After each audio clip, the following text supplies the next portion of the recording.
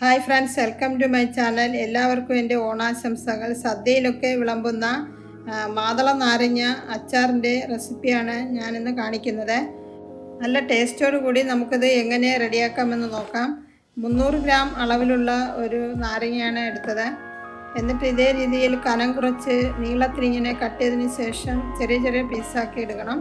നമ്മൾ എത്ര ചെറിയ പീസാക്കി കട്ട് ചെയ്യുന്നതനുസരിച്ച് എണ്ണയിൽ നമുക്ക് വഴറ്റിയെടുക്കാൻ എളുപ്പമാകും.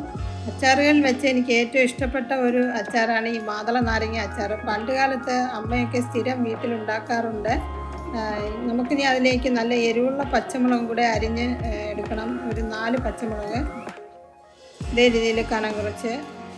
ഇതൊക്കെയാണ് അതിനാവശ്യമായിട്ടുള്ള പൊടികൾ. ഇനി നമുക്ക് ഇരുമ്പിച്ചട്ടി വെച്ചിട്ട് നല്ല ചൂടായി വരുമ്പോൾ അതിലേക്ക് ഒരു 2 ടേബിൾ സ്പൂൺ നല്ലെണ്ണ ഒഴിക്കാം. നല്ലെണ്ണയാണ് ഈ അച്ചാറിന് ഏറ്റവും നല്ല ടേസ്റ്റ് കൊടുക്കുന്നത്. എന്നിട്ട് അരിഞ്ഞു വെച്ച നാരങ്ങയും ചേർത്ത് 5-6 മിനിറ്റെങ്കിലും ഇങ്ങനെ വറുത്തെടുക്കണം.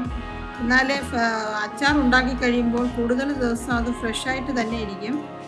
ഞാനിങ്ങനെ വറുത്തെടുത്ത സമയം ഒരു 1/4 ടീസ്പൂൺ മഞ്ഞൾപ്പൊടി കൂടെ ചേർത്തായിരുന്നു. അത് വീഡിയോയിൽ കാണിച്ചിട്ടില്ല, ചെറിയൊരു കളറൊക്കെ വരാൻ വേണ്ടി. ഇനി നമുക്ക് ചീനച്ചട്ടി നല്ല ചൂടായി വരുമ്പോൾ അതിലേക്ക് ഒരു 2 ടേബിൾ സ്പൂൺ നല്ലെണ്ണ ഒഴിച്ചിട്ട് ഒരു 3/4 ടീസ്പൂൺ കടുക് ഇട്ട് ഒന്ന് പൊട്ടി വന്നതിന് ശേഷം അതിലേക്ക് ഒരു 4-5 വറ്റൽ മുളകും കൂടെ കട്ട് ചെയ്തിടണം. എന്നിട്ട് കറിവേപ്പിലയും അതൊന്ന് നല്ല വറുത്തെടുത്തിട്ട് അതിലേക്ക് നമുക്ക് 1.5 ടീസ്പൂൺ കായപ്പൊടി ഈ സമയം ചേർക്കണം. കായപ്പൊടി നല്ല വറുത്തെടുക്കുമ്പോഴാണ് അതിന് നല്ല ഫ്ലേവർ ഉണ്ടാകുള്ളൂ. നമ്മൾ അച്ചാറിനൊക്കെ അത് കായത്തിൻ്റെ ടേസ്റ്റൊക്കെ വരുമ്പോഴാണ് നല്ല രുചികരമാകുള്ളൂ.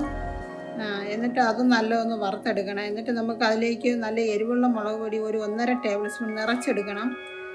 അത് ഇട്ടതിന് ശേഷം ഒരു ടേബിൾ സ്പൂൺ മല്ലിപ്പൊടി അതും നിറച്ചെടുക്കണം, മല്ലിപ്പൊടിയും. എന്നിട്ട് അതിൻ്റെ പച്ചമണം മാറുന്നത് വരെ വറുത്തെടുക്കണം. നമ്മൾ ഇങ്ങനെ ഗ്രേവിക്ക് നല്ല തിക്നെസ് ഉണ്ടാവും ഇങ്ങനെയൊക്കെ പൊടി ചേർത്ത് ഇതുപോലെ വറുത്തെടുക്കുന്നത് കൊണ്ട്. എന്നിട്ട് നല്ല ചൂടുവെള്ളം ഒരു 2 കപ്പൊക്കെ ഒഴിച്ചാലും നന്നായിരിക്കും. നമ്മളിത് ഉണ്ടാക്കി കഴിയുമ്പോൾ കൂടുതൽ തിക്കാവും.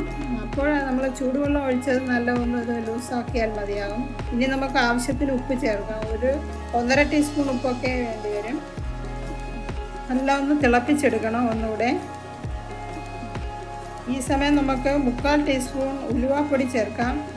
ഉലുവാപ്പൊടി നമ്മൾ ഇതുപോലെ ലാസ്റ്റിലാണ് ചേർക്കേണ്ടത്. ഉലുവാപ്പൊടി ആദ്യമേ ചേർത്ത് കഴിഞ്ഞാൽ ടേസ്റ്റിന് വ്യത്യാസമുണ്ടാകും, അതുകൊണ്ടാണ്. ഇപ്പോൾ കായത്തിൻ്റെയൊക്കെ നല്ലൊരു ഫ്ലേവറുണ്ട്. അച്ചാർ നല്ല കുറുകിയ രീതിയിലാണ് ഇരിക്കേണ്ടത്, ഇതേ രീതിയിൽ. ഇപ്പോൾ അത് നല്ല കുറുകി വന്നിട്ടുണ്ട്. ഈ സമയം നമുക്ക് ടേസ്റ്റ് ബാലൻസ് ആവാൻ വേണ്ടി 1 ടേബിൾ സ്പൂൺ ഷുഗർ ചേർക്കാം. നമ്മൾ നാരങ്ങയുടെ പുളി അനുസരിച്ചിരിക്കും ഷുഗർ ചേർക്കേണ്ടത്. ഈ അച്ചാറിന് ചെറിയ മധുരം ഉള്ളപ്പോഴാണ് അത് കൂടുതൽ രുചികരമാകുകയുള്ളൂ. മധുരം ഉപയോഗിക്കാത്തവർ സ്കിപ്പ് ചെയ്യാവുന്നതാണ്.